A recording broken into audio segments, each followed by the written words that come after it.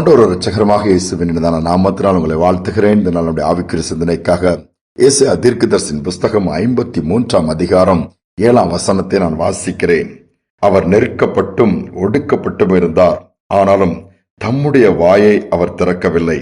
அடிக்கப்படும்படி கொண்டு போகப்படுகிற ஒரு ஆட்டுக்குட்டியைப் போலவும், தன்னை மயிர்கத்திரிக்கிறவனுக்கு முன்பாக சத்தமிடாதிருக்க ஆட்டைப் போலவும் அவர் தம்முடைய வாயை திறவாதிருந்தார். இயேசுவை குறித்து ஏசாயா தீர்க்கதரிசி முன்பாகவே நடக்க போகிற காரியங்களை தீர்க்க தரிசனமா சொல்லுகிறார். இயேசு சிலுவையின் பாதையில போகும்போது, சிலுவையின் மரத்துல தொங்கும் பொழுதும் ஒரு அடிக்கப்படுகிற ஒரு ஆட்டுக்குட்டியை போல அமைதியா இருந்தார், வாயை திறக்கவில்லை.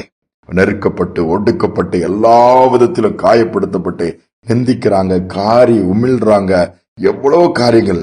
எங்கேயாவது ஆண்டவர் ஆர்கியூ பண்ணாரா? எங்கேயாவது எதிர்த்து பேசினாரா? எங்கேயாவது முறுமுறுத்தாரா? எங்கேயாவது கோபப்பட்டு இந்த இடத்துல இந்த சிலுவை பாடுகளின் பாதையில போகும்போது விடமாட்டேன் பாரு வந்து பாக்குறேன் எதுவுமே சொல்ல அமைதியா இருக்கிறாரு. தன்னுடைய சாந்த குணத்தை வெளிப்படுத்துறாரு. அந்த இடத்துல வாழ்ந்து காமிக்கிறாரு. தன்னை காயப்படுத்துகிறவர்களை, சிலுவையில ஒப்பு கொடுத்தவர்களை, குத்துகிறவர்களை, மிலாரினால் அடித்தவர்களை அவர் சபிக்கல, மாறாக ஆசீர்வதிக்கிறாரு. அவர்களுக்கு ஜெபிக்கிறாரு. பிதாவை நோக்கி ஃபர்ஸ்ட் அதனை பேசுறாரு. இவர்களுக்கு மன்னியும், தாங்கள் செய்கிறது என்று அறியாதிருக்கிறார்கள். இவ்வளவு ஆச்சரியம் பாருங்க. நாம எப்படி கோபம் வந்துருச்சுன்னா வார்த்தை என்ன வருதுன்றே நமக்கு தெரிய மாட்டேங்குது. அப்படி கொட்டுறோம், எடுத்து எரிந்து வீசி ஒரு வழி பண்ணிருந்தோம். ஆண்டவர் அதை விரும்புறது இல்லை. அமைதியாக இருக்க சொல்லுகிறார், சாந்த குணத்தோடு இருக்க சொல்லுகிறாரு.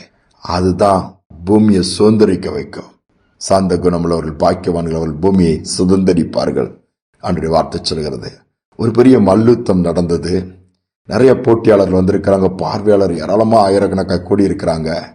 அதுல ஒரு ரவுண்ட் நடக்கும்போது ஒரு மல்யுத்தம் நல்ல ஹைட் வெயிட்டா இருக்கா, இன்னொரு எழுத்தாளர்களும் அவ்வளவு ஈக்குவலா இருக்கிறாங்க.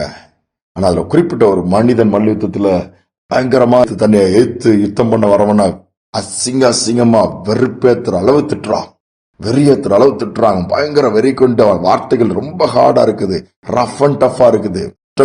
என்னடா இவ்வளவு பயங்கரமா வெறியோட திட்டுறான. ஆனா எழுத்தால யுத்தம் பண்ண மனுஷனா அமைதியா இருக்கிறாரு.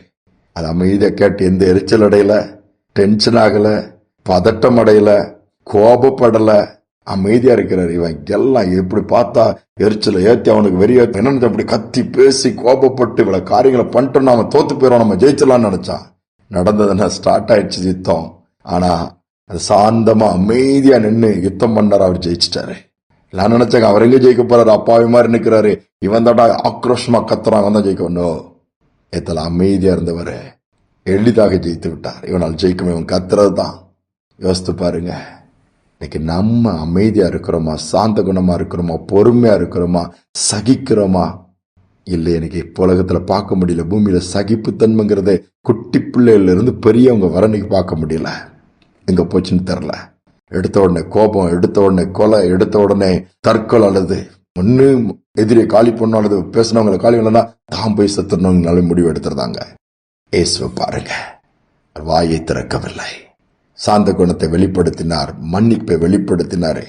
அதை தான் ஆண்டவர் நம்மிடத்திலும் எதிர்பார்க்கிறார். அந்த கிருபையை கொடுக்க ஜெபிப்போமா? அன்பின் தகப்பனே, அநேக நேரம் சின்ன சின்ன பிரச்சனைக்கு கூட நாங்கள் கோபப்படுகிறோம், எரிச்சல் படுகிறோம், முறுமுறுக்கிறோம். எங்க வாழ்க்கை ஏன்தான் இருக்கிறோமோன்னு சொல்லி என்னென்னலாம பேசிருந்தோம்ப்பா. சில நேரம் பெற்றோர்கள் கோபப்பட்டு பிள்ளைகள்கிட்ட அதை காமிக்கிறாங்க, கணவன் மனைவிட்ட காமிக்கிறான், மனைவி கணவன்கிட்ட காமிக்கிறாள், அது பிள்ளைகள்கிட்ட காமிக்கிறாங்க, போற இடத்துல, வேலை ஸ்தலம், மற்ற எல்லா இடத்துலயும் மன அழுத்தங்கள், என்னமாய் மன பாரங்கள், அதோடு மட்டுமல்ல பிளட் பிரஷர் சொல்லி ரத்த அழுத்தம், பல அழுத்தங்களில் இன்னைக்கு கடந்து போறதை பார்க்க முடியுது. மைண்டை ஃப்ரீ பண்ணக்கூடிய அளவுக்கு உடைய வார்த்தை கிரியை செய்யட்டுப்பா. உண்மை பார்த்தப்பா, நாங்கள் அமைதியா நீங்கள் அமர்ந்திருந்து கர்த்தரை தேவன் அறிந்து கொள்ளுங்கன்னு சொல்லி இருக்கிறீங்களா, அந்த கிருபை உண்டாகட்டும். இதை கேட்கிற ஒவ்வொரு பிள்ளைகளுக்கும் சகிப்புத்தன்மை கொடுங்க, பொறுமையை கொடுங்க, தாழ்மையை கொடுங்க, சாந்த குணத்தை கொடுங்கப்பா. வழி நடத்துங்க, ஜெயிக்கிறவர்களாய் மாற்றுங்க. துதிகான மகிமைக்கு செலுத்துகிறேன் இயேசு நாமத்தில் பிதாவே, ஆமேன் ஆமேன்.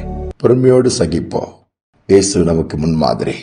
நிச்சயமாகவே எதிர்ப்புகள் இருக்கலாம், விரோதமாக சத்துரு கர்ச்சிக்கிற சிங்கம் போல பேசலாம். சிலுவையில் எல்லாரும் இயேசுக்கு விரோதமா பேசினாங்க, பிசாசு நினைச்சான், அவ்வளவுதான். ஆனா ஜெயிச்சது இயேசு தானே. அதே மாதிரி நமக்கும் ஜெயம் உண்டாகும். சிந்தனையோட நாளை தொடர்வோம். மீண்டுமாய் நாளை தினம் சந்திப்போம்.